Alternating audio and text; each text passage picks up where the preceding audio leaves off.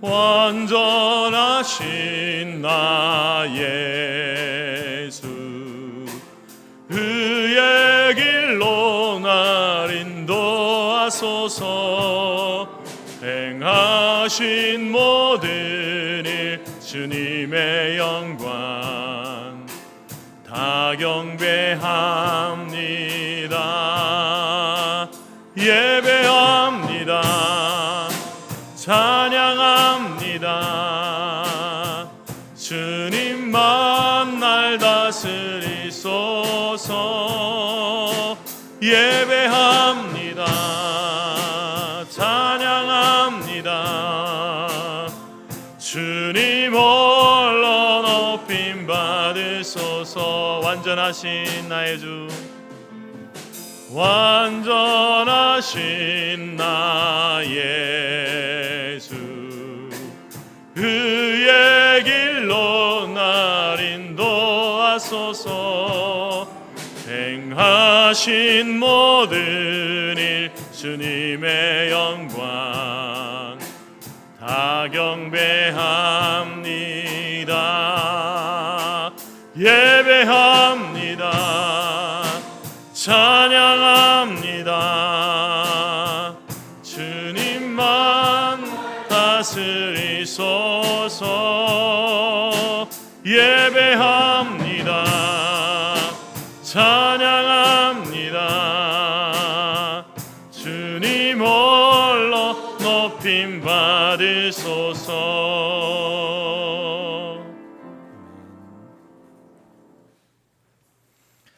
하나님이 이르시되 그가 나를 사랑한즉 내가 그를 건지리라. 그가 내 이름을 안즉 내가 그를 높이리라. 그가 내게 간구하리니 내가 그에게 응답하리라. 그들이 환난 당할 때에 내가 그와 함께하여 그를 건지고 영화롭게 하리라. 내가 그를 장수하게 함으로 그를 만족하게 하며 나의 구원을 그에게 보이리라 하시도다. 아멘.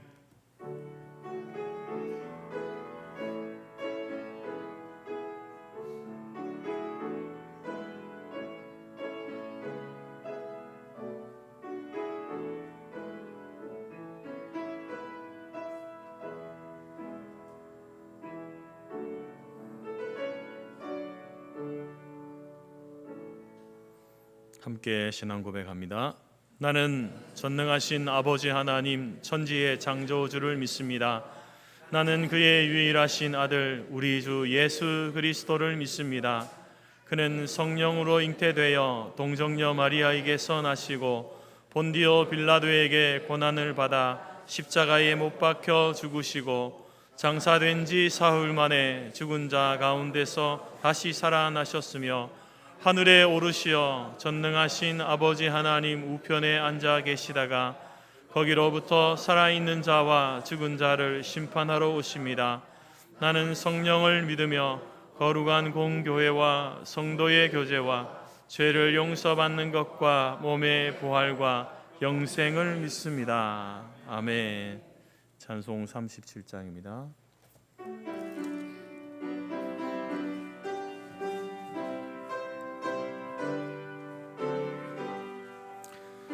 예수 이름 높이어 다 찬양하여라.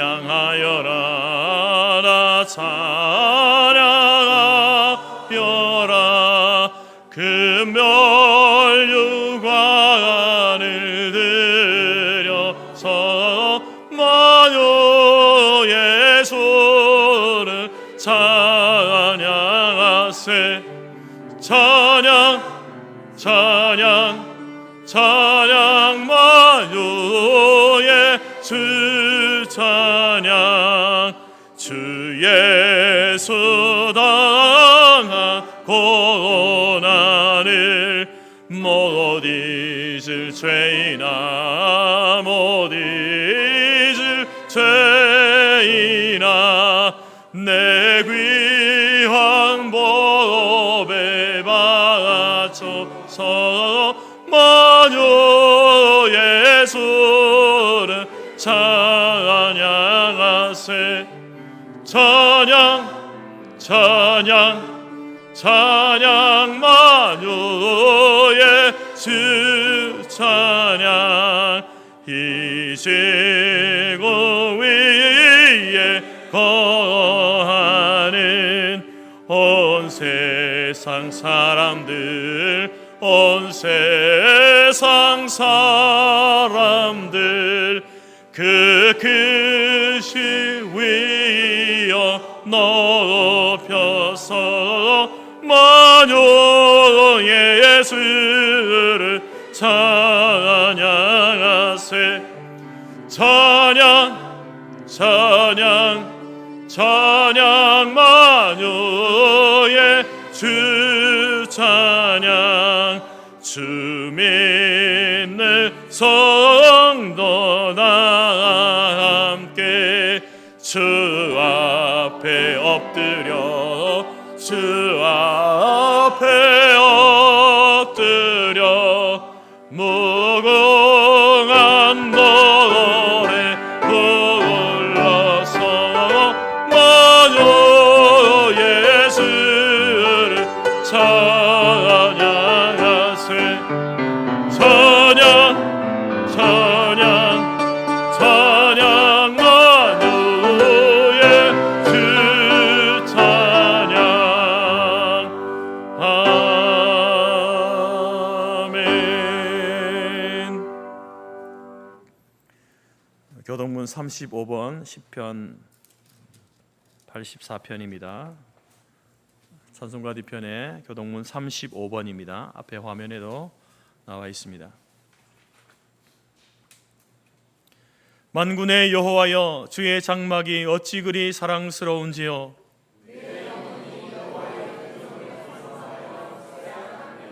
내 마음과 육체가 살아계시는 하나님께 부르짖나이다.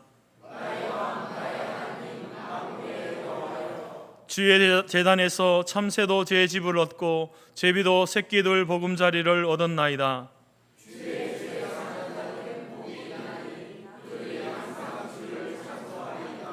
주께 힘을 얻고 그 마음에 시온에 데려가 있는 자는 복이 있나이다. 그곳에 많은 샘이 있을 것이며 이른 비가 복을 채워주나이다.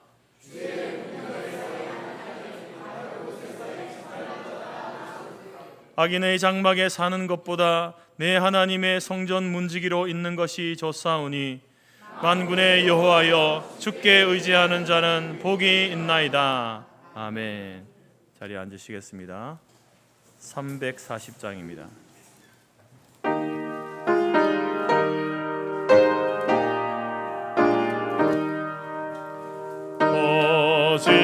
어지러운 세상 중에 기쁜 소리 들리네.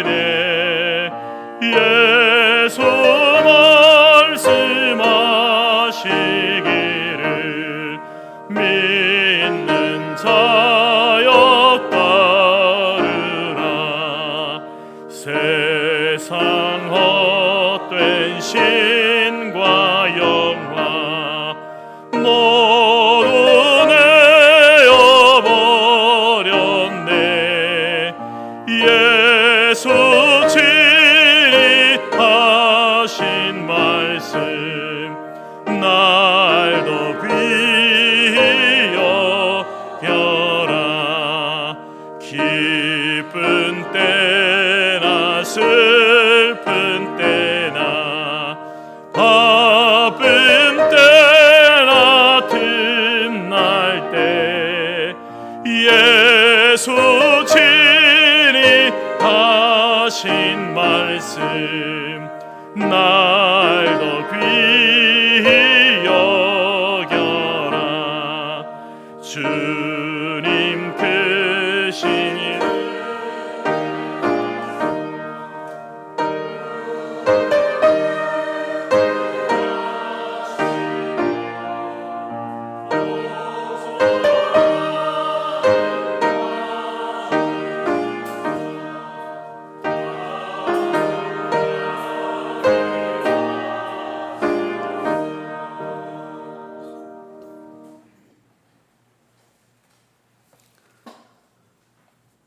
우리의 삶을 언제나 생명의 자리로 이끄시는 사랑이신 하나님 아버지, 감사와 찬양을 드립니다. 저희들의 욕심 때문에 지구를 잘 관리하지 못해 기온은 점차 올라가고 올해도 무더운 여름을 보냈습니다. 열대야가 너무 오래 지속되어 찜통 더위를 견디며 지내고 있습니다. 저희들이 욕심을 버리고 자연을 보존하고 공해 배출을 최소화하는 노력을 하는 저희들이 되어 저희들에게 잘 관리하라는 주님의 명령을 수행하게 해 주시옵소서. 세계는 전쟁과 기상이병 등으로 많은 사람들이 생명을 잃고 또 위협을 받아 불안한 삶을 살고 있습니다. 주여, 여러 곳에서 벌어지고 있는 전쟁을 종식시켜 주셔서 평화를 허락해 주시고 주님의 사랑이 온 세계에 증거되게 하옵시고 우리를 향하신 그리스도의 온전한 뜻과 방향을 선명히 바라볼 수 있게 하소서.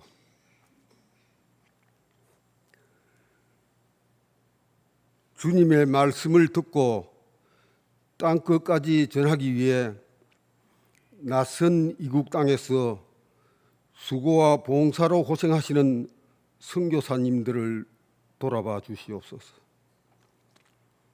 선교에 필요한 자금과 기자재, 자녀 교육 등 모든 것들을 풍족하게 채워 주시옵고 사역을 충실히 감당할 수 있도록 다니엘과 같은 믿음의 용사들로 세워 주시옵소서. 주님께서 가장 사랑하시는 대한민국을 돌아봐 주시옵소서. 교회가 공권력에 의해 압수수색을 당하는 탄압의 모습이 시작되었습니다.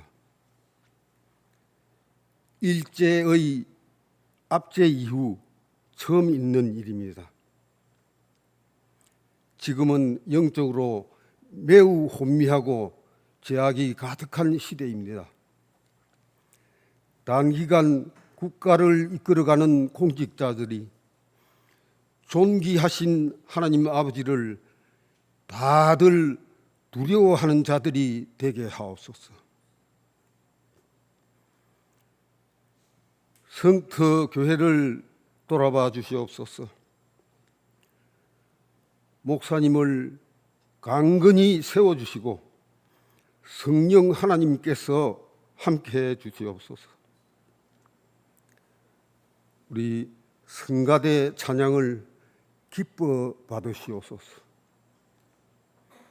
각 처에서 수고하시는 봉사자들에게 크신 축복을 허락해 주시고 병석에 계신 많은 환우들을 주께서 한 사람 한 사람 만져주셔서 온전한 회복과 성령의 은혜를 충만히 더하여 주시옵소서.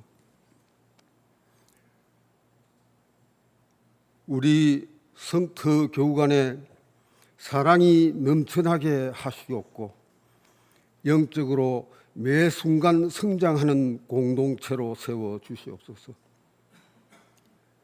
죄인인 저희들의 죄를 사하시려고 십자가에 돌아가신 사랑의 예수님을 의지하여 기도드립니다. 아멘.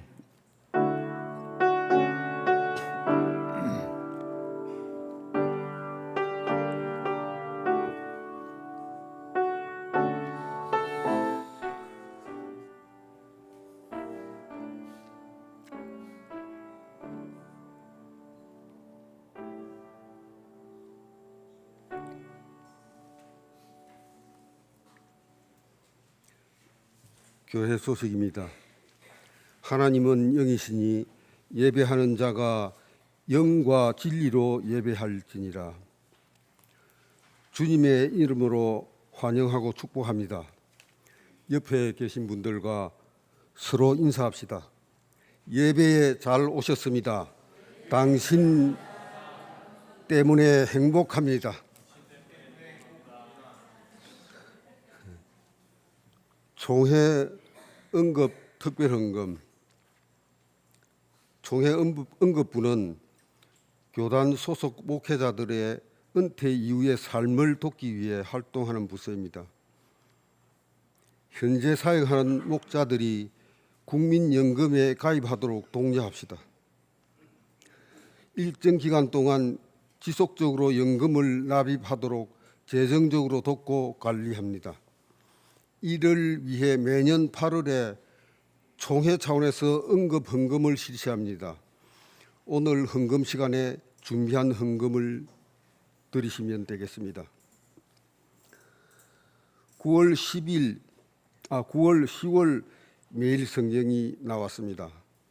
날마다 말씀 묵상으로 하나님의 뜻과 방법을 알아가고 하나님이 기뻐하시는 삶을 살아갑시다.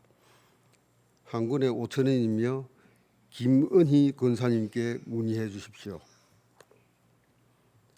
모임 안내입니다. 오늘 오후 2시 할렐루야 찬양대 헌신 예배로 드립니다. 오는 수요일 3일 저녁 9시 정기당회로 모입니다. 사랑방 목장을 개학합니다. 2025년 하반기 사랑방 목장은 9월 12일 금요일 오전 11시에 시작됩니다. 본교회 70세 이상 되시는 교우는 누구나 참여할 수 있습니다. 일정은 11시 예배 12시 점심 식사 13시 교제 및 활동 107회 재건총회를 개최합니다. 2025년 9월 15일 오후 2시부터 16일까지 장소는 재건대신동교회 부산 하성존 목사님 심우하시는 곳입니다. 주제는 하나님의 일을 하는 재건총회. 2층 로뎀 공원을 깔끔하게 꾸미고 있습니다. 월요일 마무리 예정이 오니 어수선하고 불편하더라도 양해해 주시기 바랍니다. 감사합니다.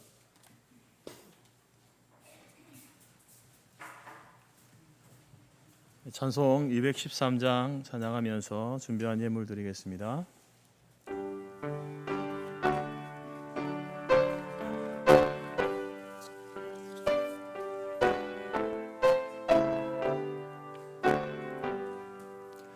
나의 생명 드리니 주여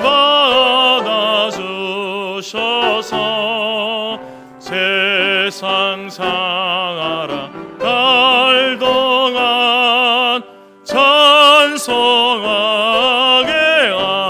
하소서. 손과 발을 드리니 주여 받아주셔서 주의 일을 위하여 민첩하게 하소서.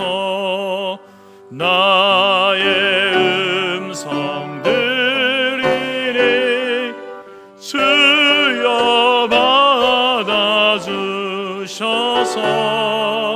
주의 진리 말씀만 전파하게 하소서. 나의 보안 드리니 주여 받아주셔서 하늘나라 위에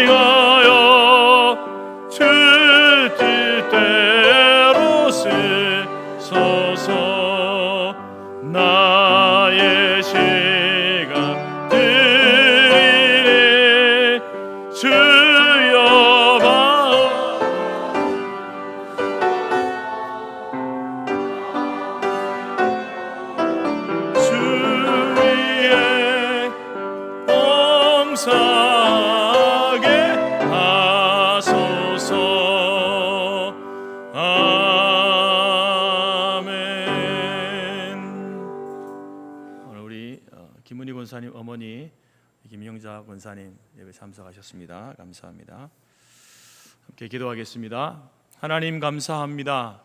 한 주간 우리의 삶을 지키시고 인도하신 그 사랑과 은혜에 기억하며 또 주님 부활하신 이날에 우리 온 성도들이 함께 모여 하나님을 예배하며 구원의 하나님을 찬송하게 하신 것 감사합니다. 주님 앞에 나오는 주의 성도들이 또 빈손 빈 마음으로 나오지 아니하고 하나님을 향한 우리의 사랑과 그 신앙의 고백을 담아 귀한 예물을 드리게 하시니 감사합니다. 먼저 하나님, 우리가 하나님 앞에 나올 때에 드릴 것이 있어서 너무 감사합니다. 크지 않지만 작은 것이지만 또 주님 앞에 드리고 바치는 이 모든 손길들을 하나님이 기억하여 주시고 또 하나님 앞에 우리의 인생을 살아갈 때에 주신 모든 것들을 하나님 선한 청지기로서 지혜롭게 잘 사용하여서 하나님의 그 영광과 또 하나님의 기쁨이 되어지는 저희들의 삶이 될 수 있도록 인도하여 주옵소서.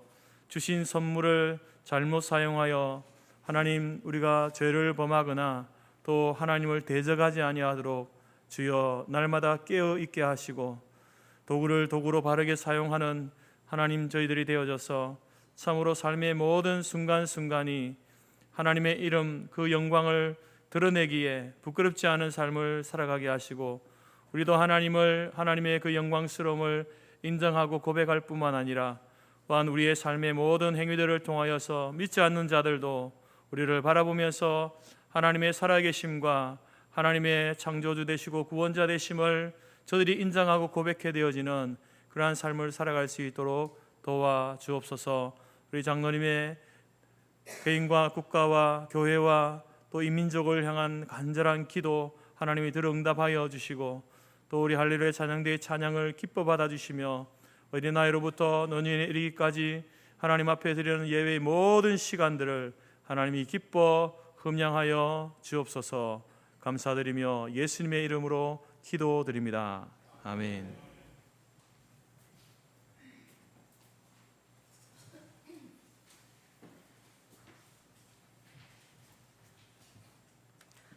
하나님이 우리에게 주신 말씀은 창세기 39장 1절에서 10절이며 구약 60페이지입니다. 답 화면에도 있습니다.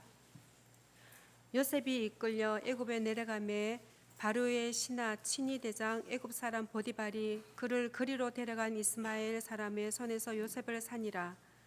여호와께서 요셉과 함께 하심으로 그가 형통한 자가 되어 그의 주인 애굽 사람의 집에 있으니 그의 주인이 여호와께서 그와 함께 하심을 보며 또 여호와께서 그의 범사에 형통하게 하심을 보았더라. 요셉이 그의 주인에게 은혜를 입어 섬김에 그가 요셉을 가정 총무로 삼고 자기의 소유를 그의 손에 위탁하니 그가 요셉에게 자기의 집과 그의 모든 소유물을 주관하게 한 때부터 여호와께서 요셉을 위하여 그 애굽 사람의 집에 복을 내리심으로 여호와의 복이 그의 집과 밭에 있는 모든 소유에 미친지라. 주인이 그의 소유를 다 요셉의 손에 위탁하고 자기가 먹는 음식 외에는 간섭하지 아니하였더라. 요셉은 용모가 빼어나고 아름다웠더라. 그 후에 그의 주인의 아내가 요셉에게 눈짓하다가 동침하기를 청하니 요셉이 거절하며 자기 주인의 아내에게 이르되 내 주인이 집안의 모든 소유를 간섭하지 아니하고 다 내 손에 위탁하였으니 이 집에는 나보다 큰 이가 없으며 주인이 아무것도 내게 금하지 아니하였어도 금한 것은 당신뿐이니 당신은 그의 아내임이라. 그런즉 내가 어찌 이 큰 악을 행하여 여호와 하나님께 죄를 지으리까. 여인이 날마다 요셉에게 청하였으나 요셉이 듣지 아니하여 동침하지 아니할 뿐더러 함께 있지도 아니하니라. 아멘.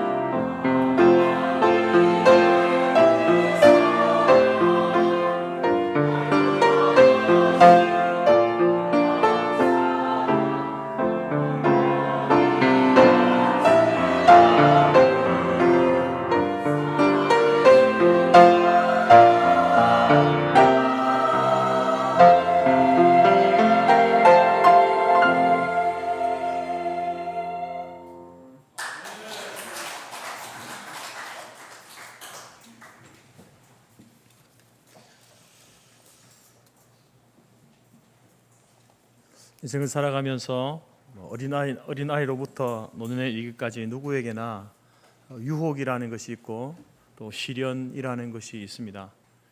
그래서 우리가 이제 이 땅을 살아가면서 우리가 소유하고 또 누리게 되는 그것들 때문에 이제 그런 유혹도 있고 또 시련도 있습니다. 탈무드에 보면은 사람을 평가하는 세 가지 기준에 대해서 이야기하는데, 첫 번째가 키소, 두 번째는 코소, 세 번째는 카소라는 겁니다. 키소는 이제 돈 주머니를 이제 키소라고 말하는데, 이것이 왜 사람을 이렇게 평가하는 기준이 되는가? 그 사람이 돈을 어떻게 쓰는지, 또 어디다 쓰는지를 보게 되면 그 사람의 됨됨이를 알 수 있죠.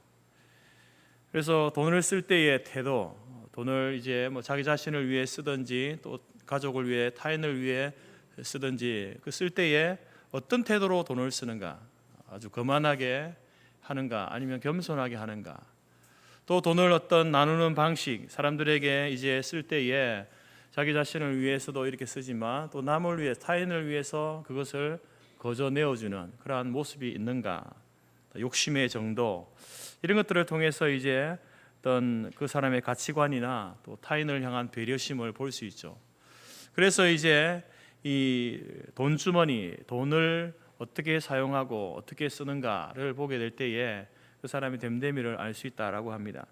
그리고 두 번째는 코소인데, 이것은 술잔입니다. 술잔. 술이라고 하는 것은 이제 술을 마셨을 때에 자기 통제력과 또 유혹을 이기는 그 저항력이 과연 있는가, 그런 어떤 이제 술을 마시고 이렇게 되어질 때에 대부분은 그 술을 조절하는 것이 아니라 술에 좌우되지 않습니까? 술에 약해지는, 그래서 숱한 사고를 저지르고 심지어 술 때문에 돌이킬 수 없는 실수를 하게 되고 더 나아가서 자신의 인생을 망치는 그런 사람들도 있습니다. 그래서 이 술이라고 하는 것을 통해서 과연 저 사람은 자기 통제력을 가지고 있는가, 또 어떤 외부로부터의 어떤 유혹이 올 때에 그것을 이겨낼 수 있는가라는 것을 이제 알 수 있다라는 것이죠. 세 번째로는 카소인데, 이것은 이제 노여움, 분노를 이야기합니다. 그래서 이제 그 사람이 화내는 그 방식을 통해서 감정을 조절하는 능력이 있는가, 인내심을 가지고 있는가, 이것을 이제 볼 수 있는 거죠.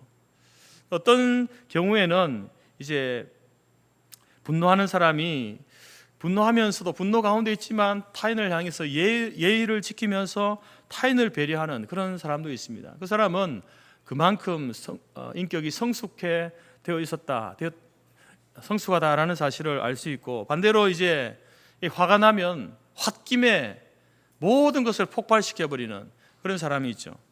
그 사람은 그것을 통해서 자신이 아직 미성숙하다라는 것을 스스로 증명하고 있는 것이 되죠.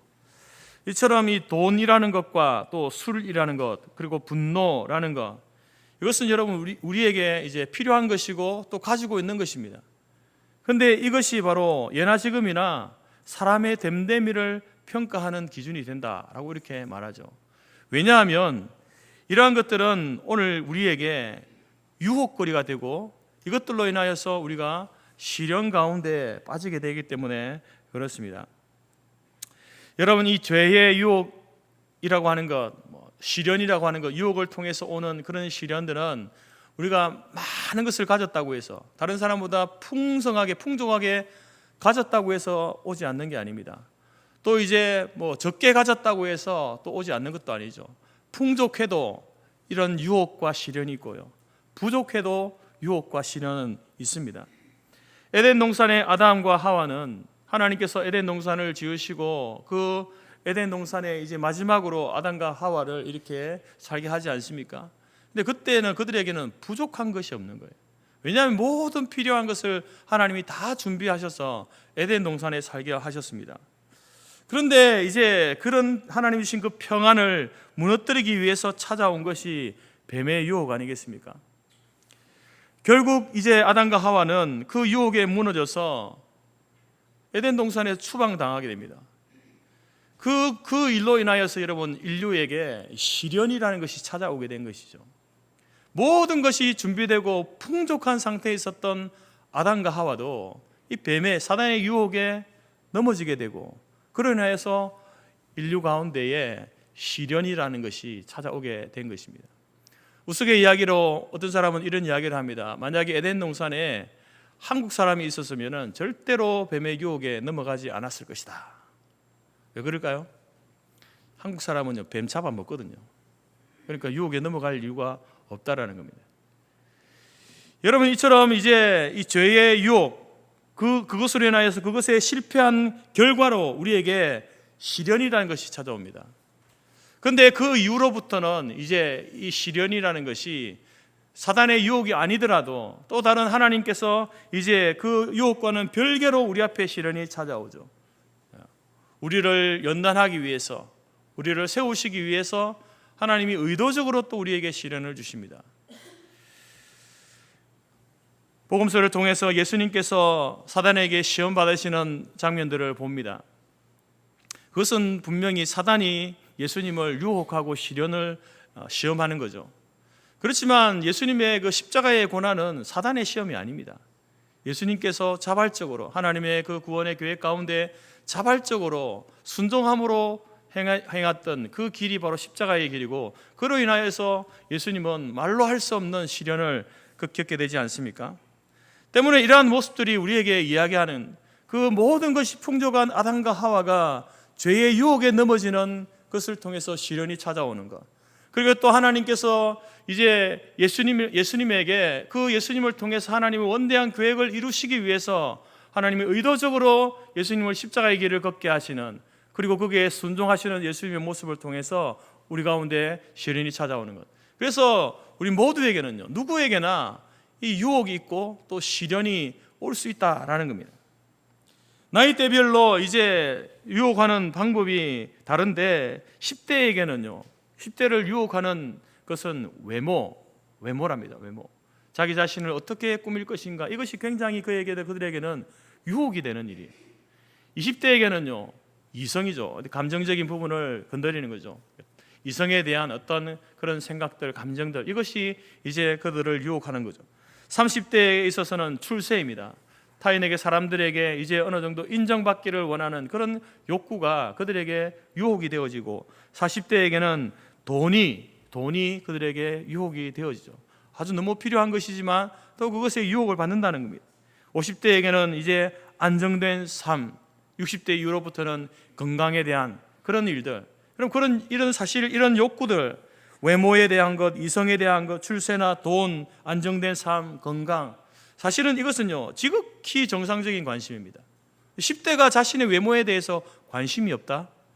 뭔가 좀 이상하죠. 문제가 있는 겁니다. 건강하지 못한 거죠. 여러분, 돈에 대해서, 물질을 모으는 일에 대해서, 또 사람들에게 인정받고 출세하는 것에 대해서, 안정된 삶, 건강한 삶을 사는 것에 대해서 관심이 없다? 그런 욕구가 없다? 건강하지 못한 거예요. 그런데 왜 이런 것이 유혹이 됩니까? 우리에게 유혹거리가 됩니까? 도가 지나칠 때에 이것들 때문에 낭패를 당하게 되고, 그로 인하여서 우리가 시련에 빠지게 되기 때문에 그렇습니다. 오늘 우리가 읽었던 창세기 39장 말씀이 등장하는 요셉을 보게 되면 그 요셉 앞에도 유혹과 시련이 있습니다. 그리고 이 요셉이 자신 앞에 당한 그 유혹과 시련을 어떻게 대하는가, 그 유혹과 시련을 대하는 요셉의 태도를 볼 때에 여러분, 우리도 우리 앞에 놓인 유혹과 시련을 넘어서기 위한 좋은 삶의 자세를 우리가 배우게 되는데요, 오늘 요셉을 통하여서 우리 앞에 놓인 유혹과 시련을 넘어서기 위한 그리스도인의 올바른 삶의 자세는 무엇인가, 두 가지로 함께 살펴보겠습니다. 첫 번째는요, 신전의식이라는 겁니다. 신전의식, 하나님 앞에서 사는 삶, 다른 말로 면전의식, 하나님 얼굴 앞에서 사는 삶. 라틴어로는 코람데오라고 하죠. 코람데오의 신앙이라고 이렇게 말합니다. 오늘 이제 요셉의 아버지였던 야곱은요, 자신이 사랑하는 라헬을 아내로 얻기 위해서 그 외삼촌 라반의 집에서 종살이를 하게 되는데 그때 이런 표현을 합니다. 7년을 수일처럼 여겼다. 7년이 마치 일주일처럼 후딱 지나갔다 이렇게 말합니다. 라헬을 아내로 얻기 위해서 그 집에서 종살이 하는데 7년이 그렇게 순식간에 지나갔다는 거죠. 근데 실제적으로 라헬을 아내로 얻기 위해서 14년이 걸렸습니다. 여러분 이 야곱이 라헬을 향한 그 마음이 얼마나 컸던가를 이제 알 수 있는 그 표현이기도 하지만 그 야곱도 남자인데 라헬이 이 외모적으로 굉장히 탁월하고 척출했기 때문에 더 좋아하지 않았겠습니까?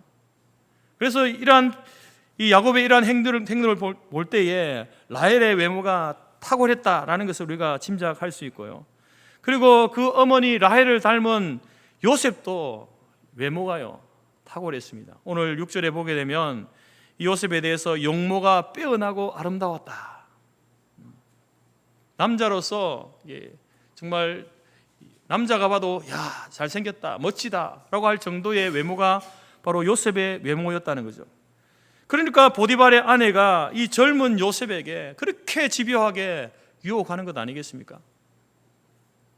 여러분 죄의 유혹은요 집요합니다. 쉽게 사라지지 않습니다.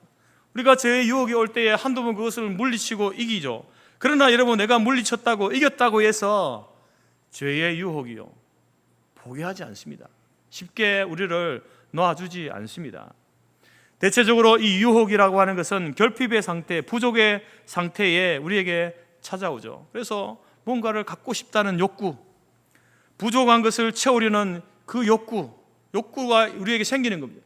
그것을 채우기 시작하면서 이제 이 유혹이 찾아오게 되는데 사실 그 욕구라는 것은요, 욕구가 있는 것은 뭐 당연한 것이지만 그러나 그 욕구가 쉽게 만족되지 않는 거예요.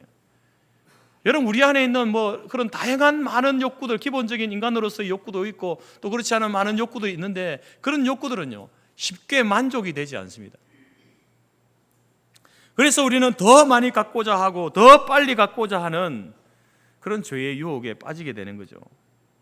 남의 것을 빼앗고 도둑질하고 강도짓하고 사행심에 빠져서 빨리 많이 가지려는 그 유혹에 걸려들게 되는 거죠. 여러분 지금 요셉은 노예의 신분입니다. 노예의 신분이었지만 그래도 뭐 하루 세끼 먹고 사는 문제가 보디발의 집에서 해결된 상태입니다. 더 나아가서 여러분 어떤 상태입니까? 바로 주인의 신임을 받아서 그 가정의 재정을 맡아 주관하는 가정 총무의 일을 하게 되었습니다.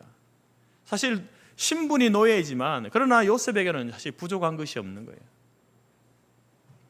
그런데 이 요셉에게 성적인 유혹이 다가오죠. 성적인 유혹이 다가옵니다. 젊은 아주 혈기왕성한 요셉에게 이제 먹고 사는 문제가 해결되니까 성적인 유혹이 오는 거예요. 이 죄라는 것은 여러분 때를 가리지 않고 옵니다. 돈이나 명예나 지식이 우리에게 필요한 것 아닙니까? 필요한 것이고 그것이 있어야 됩니다. 그런데 돈이나 명예나 지식이 우리의 인생의 목표가 되어지면요 여러분 이러한 유혹이 우리에게 오게 된다는 거죠.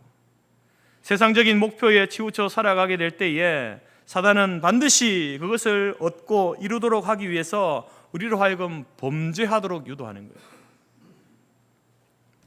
그것을 이루게 함과 동시에 그 과정에서 하나님과의 관계를 깨뜨려 버립니다. 하나님과의 관계를 멀어지게 만드는 거죠. 그래서 우리는 여러분들이 뭐 지금 이제 사회 진출해서 직장을 다니고 또 가정을 이루고 살아가는 여러분들이 벼락 큰 돈을 만들어 놓았겠습니까? 그렇지만 여러분 지금부터 우리가 조심해야 되는 거예요. 그것이 목적이 되고 목표가 되면요 반드시 사단은요 그것으로 인하여서 우리를 유혹하고 시험하게 됩니다.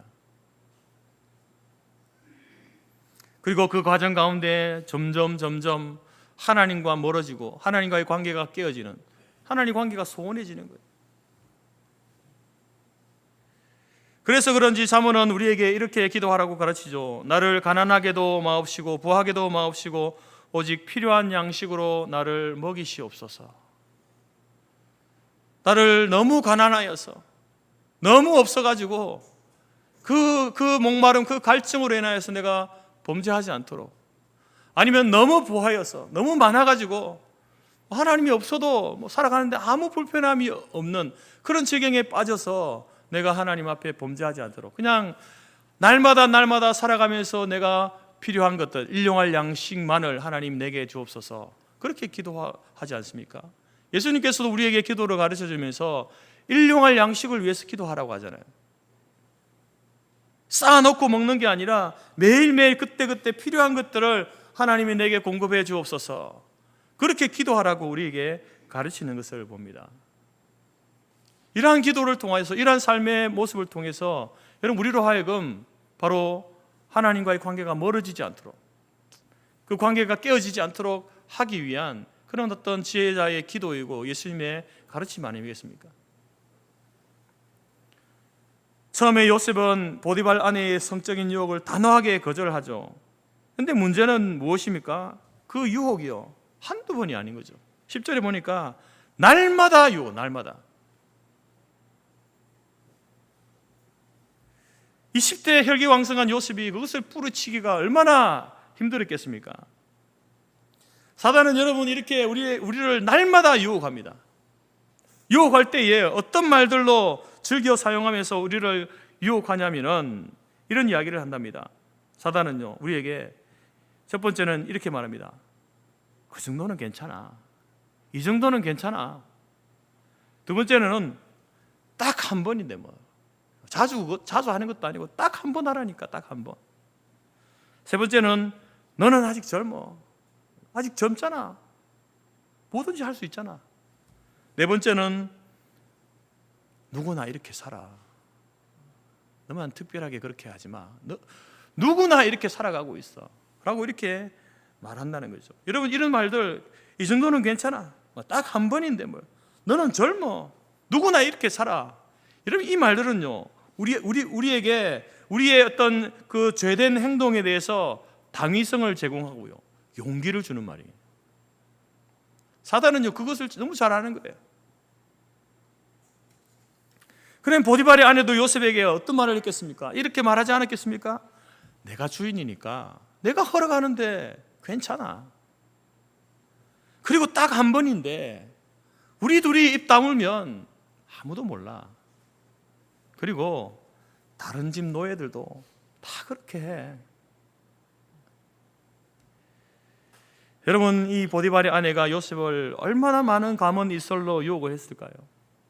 때로는 협박하기도 하고, 때로는 구걸하기도 하고, 회유하기도 하면서 그렇게 유혹할 때에 여러분, 요셉은요, 아마도 잠을 자면서도 계속해서 이 보디발 아내의 그 말이, 그 모습이 머리에 계속 맴돌았을 겁니다.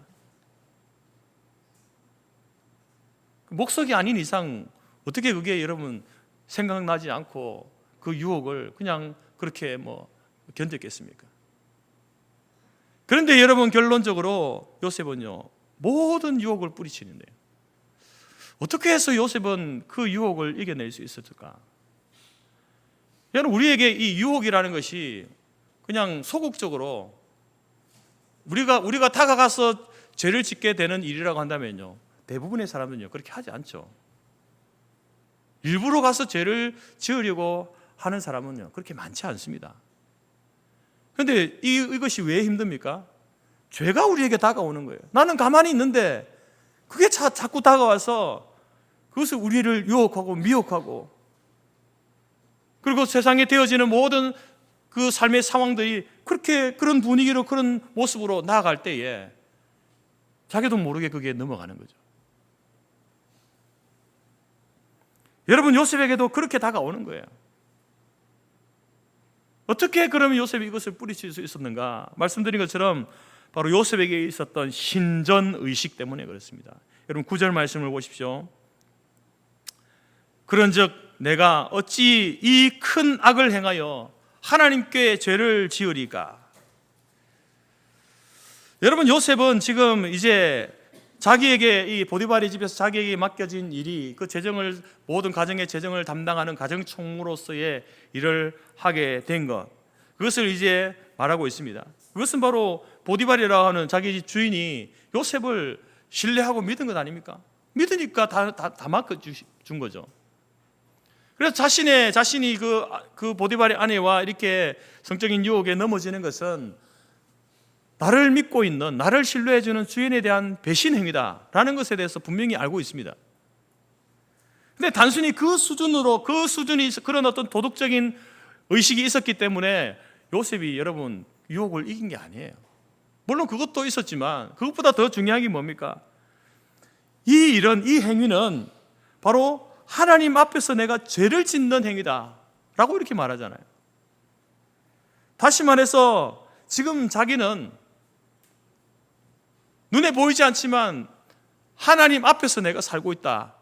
하나님이 두 눈 부릅뜨고 이렇게 지켜보는 것 가운데 제가 여러분들을 지켜보듯이 요셉은요, 하나님 얼굴 앞에서 내가 살고 있다라는 인식이 있는 거예요. 항상 아무도 보고 있지 않지만 자기와 보디발의 아내 두 사람 있는 은밀한 곳에 있지만 그곳에 하나님의 눈이 함께 있다. 이게 여러분 신전의식입니다. 하나님은요, 우리가 아무도 없는 골방에 우리가 있어도 거기에 하나님이 우리와 함께 하신 분이십니다. 그래서 자신의 그 행위가 나를 믿어주는, 지금 멀리 이제 외부에 나가서 일을 하고 있는 주인에 대한 배신 행위이기도 하지만 그것보다 더 무서운 일은 하나님이 지금 불꽃 같은 눈동자로 두 눈 부릅뜨고 나의 삶의 모든 일거수일투족을 보고 계시는데 그 하나님 앞에서 내가 어떻게 이런 범죄 행위를, 죄를 지을 수 있겠는가? 이게 여러분 요셉의 신앙이에요. 신전의식, 코람데오의 신앙이에요. 여러분이 살면서 여러 다양한 종류의 사람을 만날 수 있습니다. 정말 사람이 좋은, 정말 저 사람은 법 없이도 살 그런 사람이다. 정말 착한 사람이고 정말 된 사람이다. 그렇게 인정하는 그런 분들이 있잖아요. 그죠? 여러분 주변에. 그렇지만 그렇다고 해서 그런 분들이 다 교회 다니고 신앙이 좋고 예수 믿는 건 아니죠. 예수 안 믿어도 사람 좋은 사람이 있잖아요.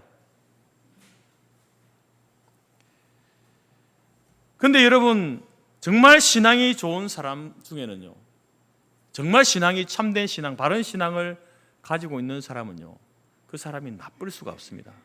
도덕적으로, 윤리적으로 나쁠 수가 없어요. 어떤 사람들과의 관계에서 인간사 도리를 어기는 그 자체를 하나님 앞에서 내가 죄를 짓는다라고 생각하기 때문에 여러분, 그 신앙이 진짜 신앙이 좋은 사람은요, 나쁠 수가 없어요. 그래서 그런 사람들은요, 신앙이 좋은 사람은요, 그래서 사람들을 보기에 굉장히 도덕적이고 굉장히 윤리적입니다.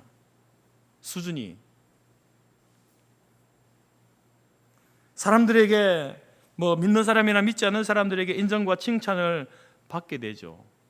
그게 바로 오늘 요셉이 바로 그런 사람 아닙니까? 요셉은요, 신전 의식이 분명했습니다. 나의 인생, 나의 삶은 내가 그 형들에게 이제 미움을 받아가지고 그 구렁텅이에 빠져 있을 때도 거기에 하나님이 함께 계셨고, 하나님이 나를 지켜보고 계셨고, 또 상인에게 팔려가지고 노예의 신분으로 내가 있을 때에도 하나님이 나를 지켜보고 계시고, 지금 보디발의 아내가 나를 유혹하는 이 상황 가운데서도 아무것도 없이 나와 그 여인 둘이라고 한다면 죄를 지어도 되겠지만 하나님이 지금 보고 계시는데 내가 어떻게 이렇게 죄를 지을 수 있습니까? 그런 신앙, 그런 믿음을 가진 사람이에요. 신전의식이, 소위 말해서 신앙이, 진짜 신앙이 있는 사람, 진짜 신앙이 좋은 사람이에요. 그렇기 때문에 여러분, 오늘 이 요셉은요, 도덕적이고 윤리적인 기준이 분명한 겁니다. 그냥 여러분, 인간사 살면서 도덕적이고 윤리적인 사람은요, 그 수준을 넘어서면요, 그것이 무너지는 거예요. 신앙이 좋은 사람은요, 도덕의 기준이 높습니다. 일반적인 세상적인 말하는 도덕적이고 윤리적인 기준보다 훨씬 높죠. 소위 말해서 오늘 요셉 같은 경우는 바로 하나님께서 우리에게 주신 계명 가운데 내 이웃의 집을 탐내지 말라. 물론 이것이 하나님께서 십계명을 주시기 훨씬 이전에 그런 사람 아닙니까? 그럼에도 불구하고 내 이웃의 집을 탐내지 말라고 하신 그 하나님의 그 도덕적이고 윤리적인 기준을 가지고 있는 거예요. 그러니까 인간의 도리로서 남의 것을 도둑질하고 훔치면 안 된다, 이 수준이 아닌 거예요. 하나님께서 우리에게 명령하신 그 도덕적인 윤리적인 그 기준을 가지고 있는 거죠. 그래서 하나님께서 그런 어떤 기준을 가지고 지금 아무도 없는 골방에 내가 홀로 있지만, 아니 그냥 내 머릿속으로 혼자 상상하고 생각하고 있지만, 그러나 그 외부적인 것과 너의 내부적인 모든 것에 대해서 하나님께서 보고 계신다. 그것이 신전의식이에요. 여러분, 오늘 지금 저와 여러분은 이렇게 이제 예배 드리면서 자기도 모르는 사이에 이렇게 호흡을 하고 있잖아요. 숨을 쉬고 있습니다. 평소에 우리는 숨을 쉬고 있으면서 이것이 얼마나 숨을 내쉬고 들이마시고 그냥 아무런 어떤 의식하지 않고 하잖아요. 편안하게. 이것이 얼마나 좋고 얼마나 평안한 것인지 의식하지 못하면요, 그것에 대해서 감사하지 못하는 거죠. 내가 숨 쉬는 것이, 호흡하는 것이 이렇게 편안하고 자연스럽게 되어지는 그것에 대해서 특별하게 감사하지 않습니다. 왜? 어제도 그랬고 오늘도 그랬고 언제나 그렇게 해왔기 때문에 당연한 것으로 생각하는 거예요. 저도 최근에 이제 병원 진료를 받았습니다. 호흡이 불편하는 거예요. 호흡이. 숨이 잘 안 쉬어지는 거예요. 심장이 막 뛰고 숨이 가쁘고 계단만 올라가도 자기 혼자 막 벌쩍벌쩍 뛰고 이렇게 하고 식은땀이 나고 막 그런 거예요. 자다가 밤에 잠을 자다가도 한 번씩 깹니다. 왜 깼냐면은 내가 숨을 안 쉬는 게 느껴지는 거예요. 그래가지고 놀라서 깨기도 하고 그랬습니다. 그런데 이제 병원에 다니면서 처방해준 약을 먹으니까 호흡이 전보다 자연스러워지고 식은땀도 줄어들고 훨씬 편해졌습니다.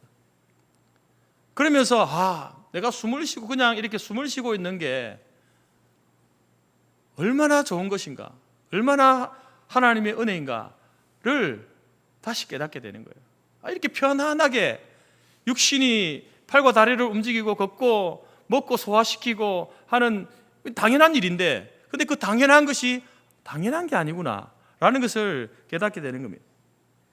불편해 보고 아파봐야 건강한 것이 얼마나 소중하고 감사한 일인지 깨닫게 되는 거죠. 편안하게 호흡하는 것이 당연한 건 줄 알았는데 당연한 일이 아닌 겁니다. 여기에도 하나님의 돌보심과 하나님의 은혜가 있었구나 라는 것을 알게 됩니다. 신전의식이라는 것도 마찬가지예요. 신전의식. 실제로 여러분, 우리의 삶은 매 순간 매 장소가요, 하나님 앞에서 사는 삶이에요. 하나님께서 우리를 감찰하고 계신 거예요. 우리의 겉모습만 아니라 우리의 속사람까지도, 우리의 생각까지도 하나님은 감찰하신다, 지켜보고 계신다. 성경 그렇게 말하잖아요. 근데 그것을 인식하지 않든지 인식하든지 하나님은요, 하나님의 눈은 하나님의 백성들을, 항상 하나님의 백성들을 향해 있습니다. 하나님의 관심은 그 자녀들을 향해 있는 거예요. 우리가 인식할 때도 그렇지만 인식하지 못할 때도요, 하나님은 저와 여러분을 향해서 관심을 가지고 마치 이제 그 엄마가 어린 아기가 노는 그 모습을, 다른 일을 하고 있지만 어떻습니까? 엄마의 관심은요, 모든 관심은 아기에게 있죠. 그처럼 하나님의 관심이 그런 거예요. 하나님은 저와 여러분을 그렇게 지켜보고 계시다라는 거예요. 그래서 우리는 하나님의 그 돌보심과 관심 속에 살아가고 있는데, 그 하나님께서는 우리의 일거수일투족, 우리의 마음의 생각까지도 다 아시는 분입니다. 이렇게 생각하면 굉장히 무섭잖아요. 여러분의 행동을요, 다 보고 있는 거예요. 심지어 여러분의 생각까지도 하나님이 감찰하신답니다. 그런데 그것을 가지고 하나님이 제가 좀 뭐 잘못하나, 뭐 못된 짓 하나, 그걸 보기 위해서 하는 게 아니에요. 하나님께서 우리를 하나님의 눈에서 떼지 않고 우리에게 늘 관심을 두고 하시는 이유는 우리를 바른 길, 선한 길로 인도하시기 위해서 그래요. 혹시 넘어질까? 혹시 잘못된 길로 갈까? 그래서 잘못된 길로 가면 바르게 갈 수 있도록 하기 위해서 하나님께서 우리를 감찰한다는 거죠. 그런데 우리는 이 사실을 잊어버리고 삽니다. 살면서 여러분 잊어버리고 살잖아요. 하나님이 나와 함께 하시고 나를 지켜보고 계시고 나의 길을 인도하고 계신다. 그런 순간이, 삶의 순간이 많습니까? 살면서 잊어버리잖아요. 그러면서 내 스스로, 내 힘으로, 내 능력으로 사는 것처럼 착각하며 사는 거죠. 여러분, 언제 우리가 유혹에 넘어질까요? 바로 하나님을 의식하지 못할 때 그런 거예요. 하나님을 의식하지 못할 때. 여러분, 누구에게나 유혹이 올 수 있습니다. 목사라고 유혹이 없고 장로라고 유혹이 없습니까? 다 유혹이 있잖아요. 우리 사람 다 죄된 본성을 가진 인생인데 왜 욕심이 없고 유혹이 없겠습니까? 근데 우리가 그 사는 그 순간 가운데에 하나님을 의식하지 않으면, 하나님이 나를 지켜보고 계신다, 내가 하나님 앞에서 살고 있다, 그것을 인식하지 못하면 그때 넘어지는 거예요. 그때 죄를 범하게 되는 겁니다. 사랑하는 성도 여러분, 우리는 매 순간 호흡하며 살고 있고 나도 모르는 사이에 눈을 깜빡이고 먹고 소화시키고 잠을 자고 일어나는 그 모든 일들, 내가 큰 힘을 들이지 않아도 그냥 자동적으로 되고 있듯이 여러분, 하나님의 백성된 우리의 모든 순간이 하나님 앞에 살고 있는 거예요.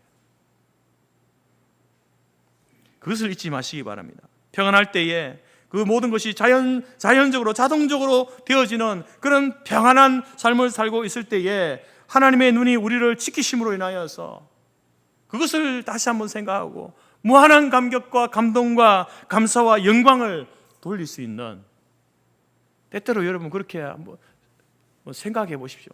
내가 지금 코로 호흡을 하고 있는 것이, 여러분 배가 나빠가지고 호흡을 제대로 하지 못하는 사람에게 그 호흡을 한번 하는 것이 얼마나 힘든 일입니까? 근데 우리는 아무렇지도 않게 호흡을 내쉬고 있는 거, 편안하게. 그것을 생각하면서 하나님 너무 감사합니다. 평안할 때 그렇게 여러분 한번 고백하시고요.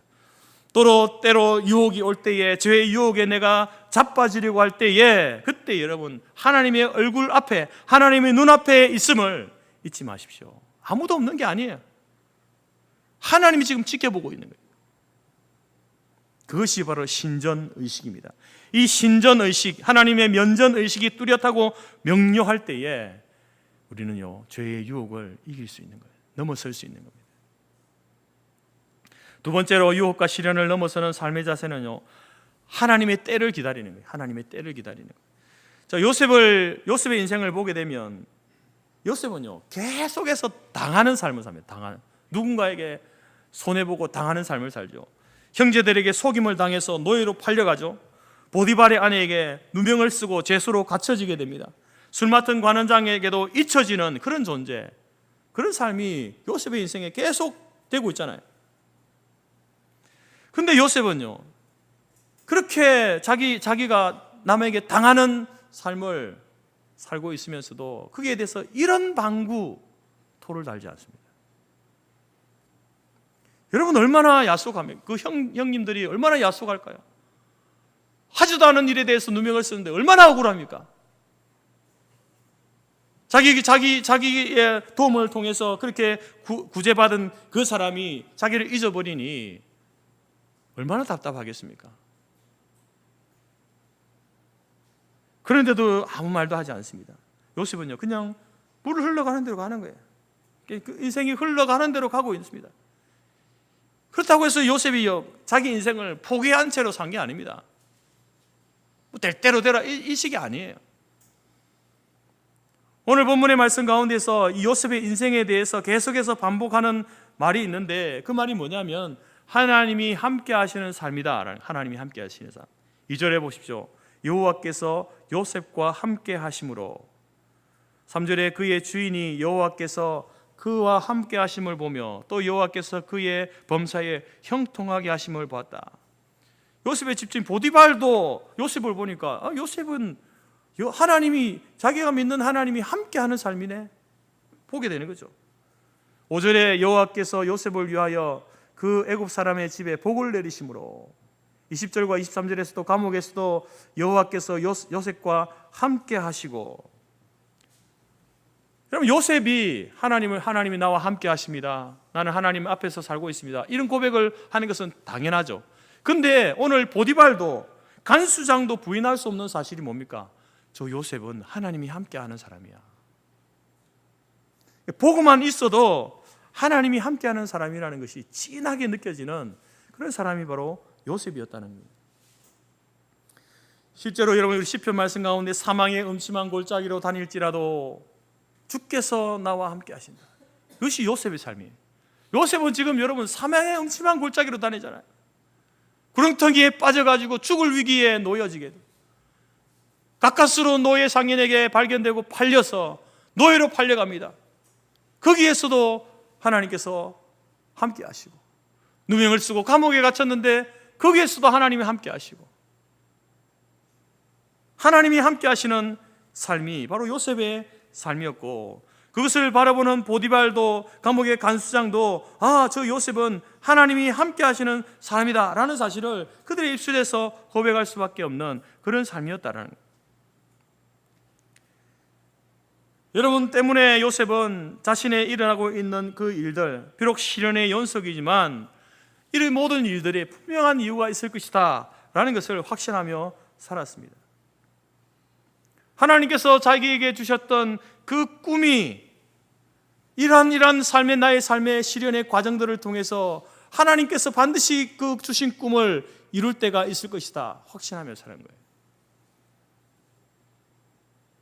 그래서 여러분 요셉은요, 하나님의 때를 기다렸기 때문에 일희일비하지 않는 거죠. 감옥에 갇히고 구렁텅이에 빠지고 노예로 팔리고 감옥에 갇히고 해도요 절망하지 않는 겁니다. 자기가 보디발의 가정집에서 이제 그래도 최고의 자리에 오르잖아요. 노예로서의 최고의 위치에 올라도 교만하지 않는 거죠. 왜? 이것은 과정에 불과한 거. 하나님께서 내게 주신 그 꿈을 이루기 위한 과정에 불과하기 때문에 그는 일희일비하지 않습니다. 교만하지도 않고 절망하지 않습니다. 그러나 그 모든 것을 통해서 하나님의 때를 기다리고 있는 거예요. 여러분 나중에 요셉이 자신의 인생 가운데 일어난 그 모든 유혹과 모든 시련의 이유를 그가 알게 되었을 때에, 밝혀졌을 때에 요셉은요 기가 막히고 통쾌한 고백을 합니다. 창세기 45장에 보게 되면 고백합니다. 당신들이 나를 이곳에 팔았다고 해서 근심하지 마소서, 한탄하지 마소서.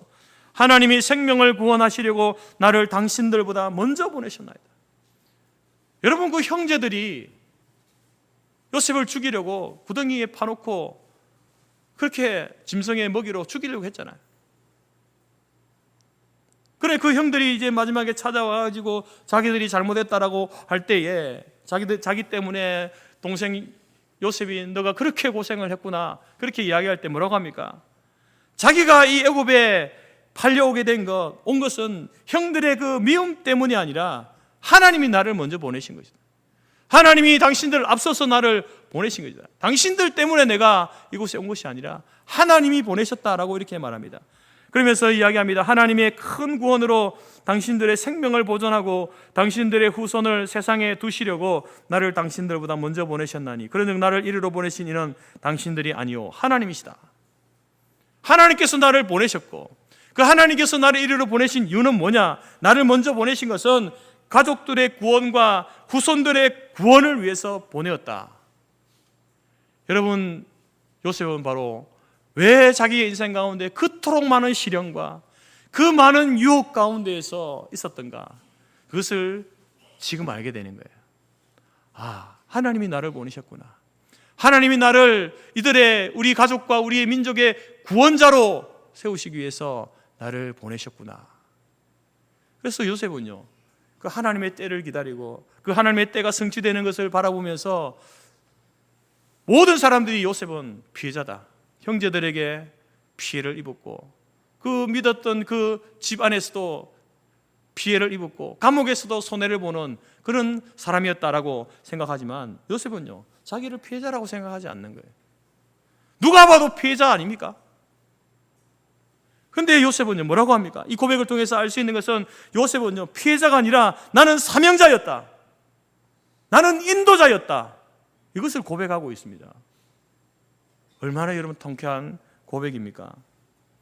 바로 이것이 이러한 모습이 하나님의 때를 기다리는 사람이 자신의 인생을 해석하는 방식이에요. 요셉의 그 삶에 대한 그 태도가 바로 하나님의 때를 기다리는 사람이었기 때문에 자신의 인생을 되돌아보면서 이렇게 해석을, 하나님이 나를 보내셨구나.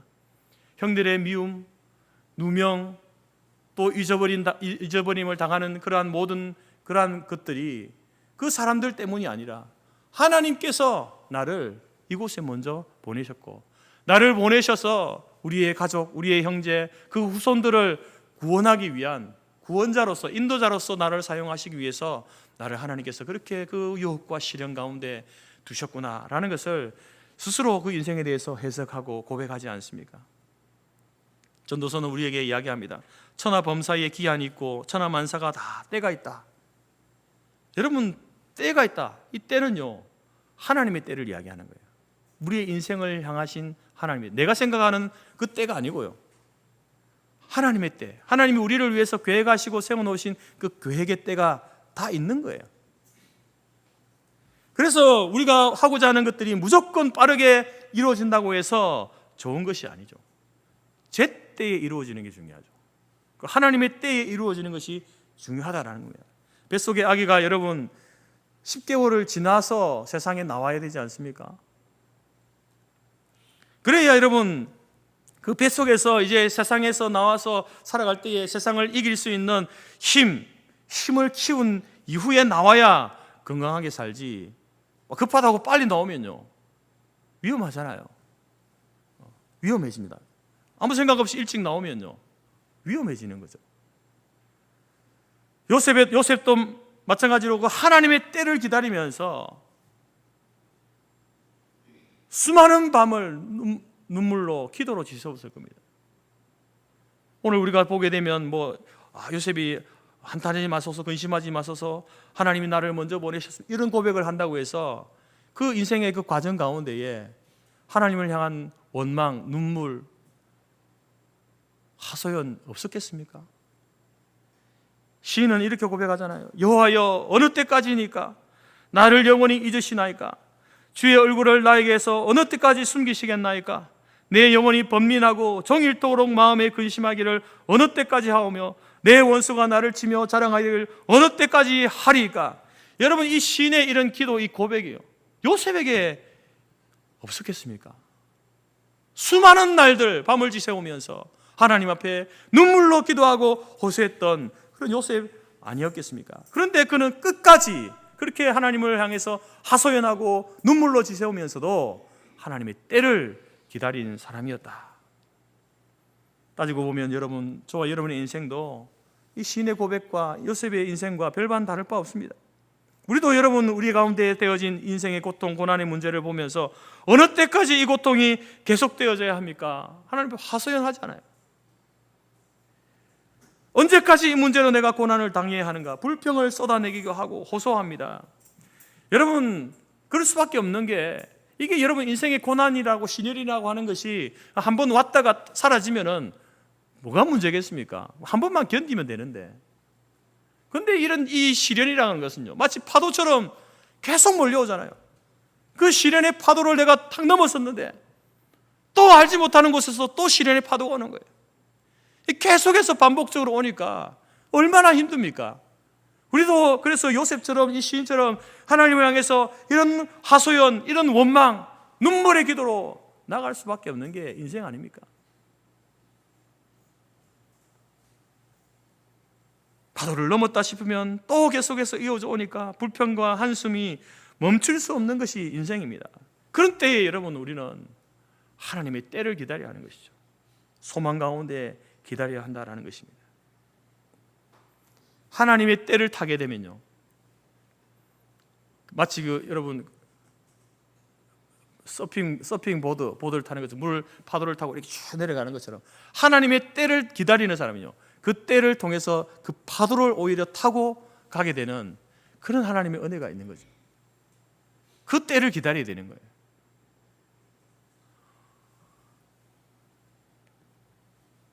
오늘 요셉은 자신 앞에 있는 유혹과 그리고 수많은 시련 앞에서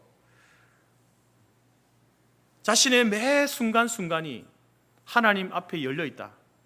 하나님이 문을 활짝 열고 하나님이 두 눈을 부릅뜨고 하나님이 나를 보고 계신다라고 하는 신전의식, 토람데오의 신앙을 가지고 있었습니다.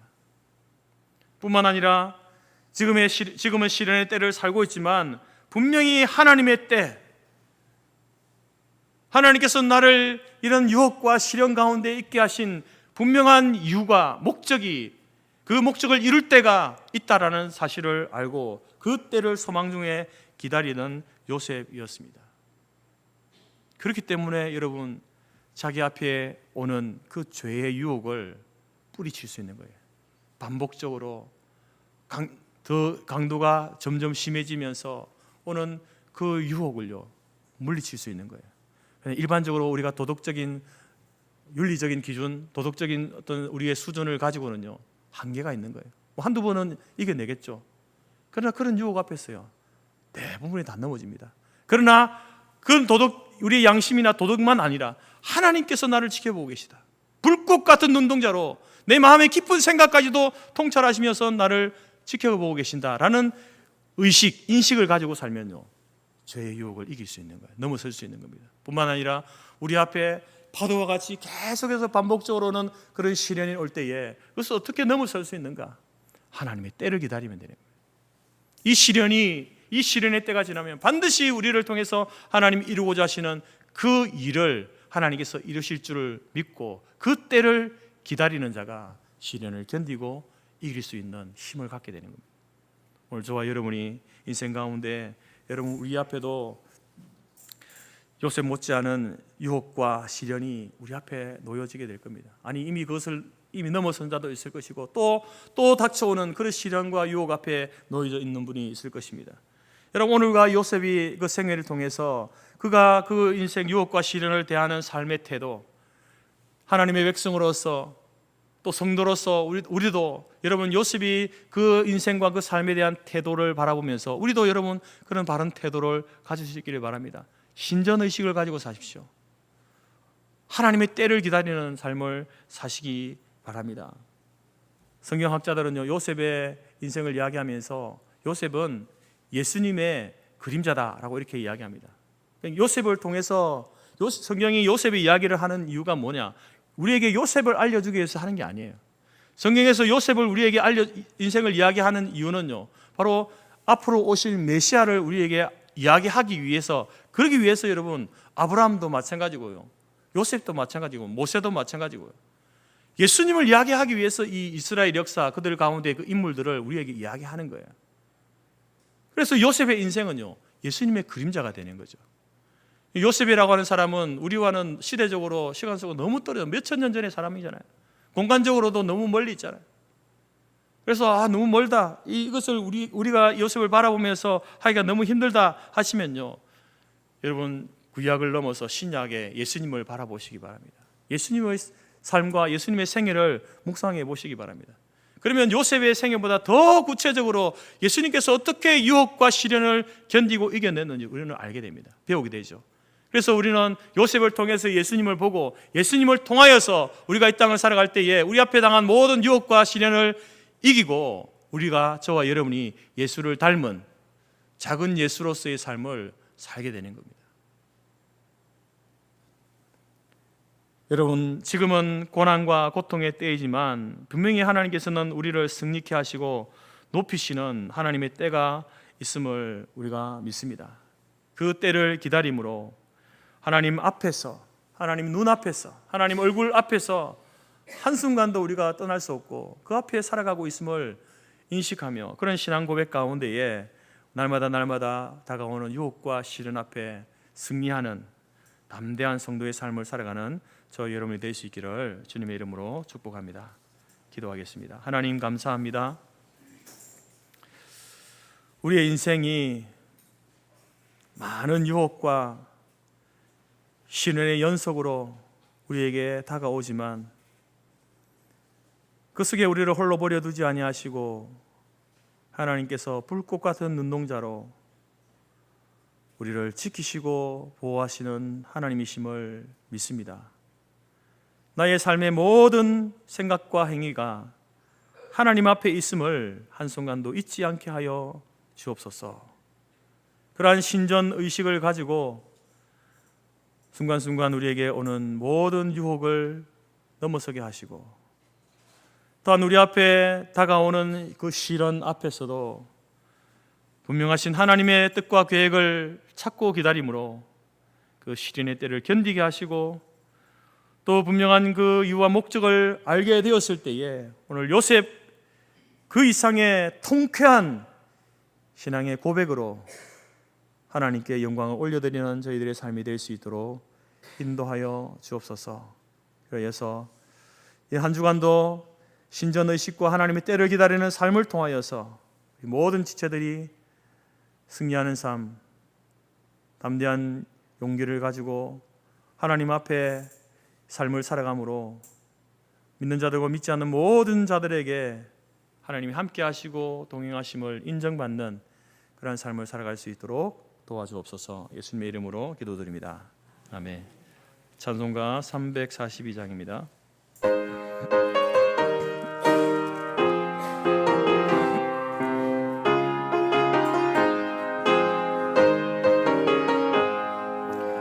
너 시험을 당해 죄 짓지 말고 너 용기를 다해 곧 물리치라. 너 시험을 이겨 새 힘을 얻고 주 예수를 믿어 늘 승리하라. 우리 구주의 힘과 그의 위로를 빌라. 주님 내 편에 서서 항상 도우시리. 내 친구를 삼가 잘 선택하고 너 언행을 삼가 늘 조심하라. 너 열심을 다해 늘 충성하고 온 정성을 다해 주 봉사하라. 우리 구주의 힘과 그의 위로를 빌라. 주님 내 편에 서서 항상 도우시리. 잘 이기는 자는 상 받으리니 너 낙심치 말고 늘 전진하라.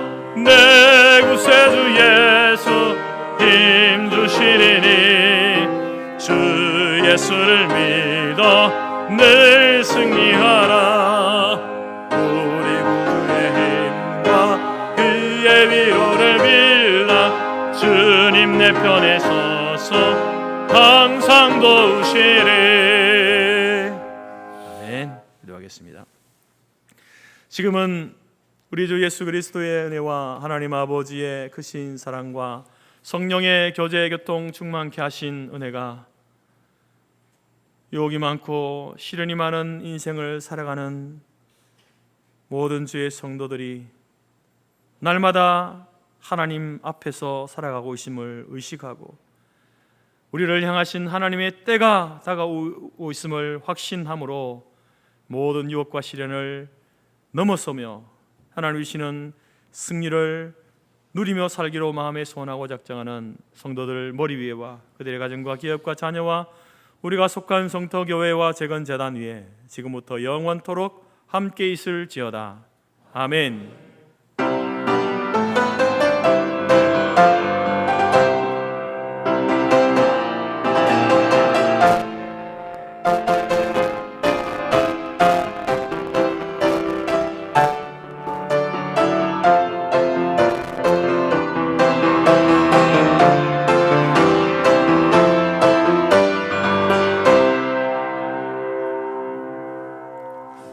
예배를 마쳤습니다. 내려가셔서 식사 교제 하시고요. 2시에 찬양대 헌신 예배 있습니다.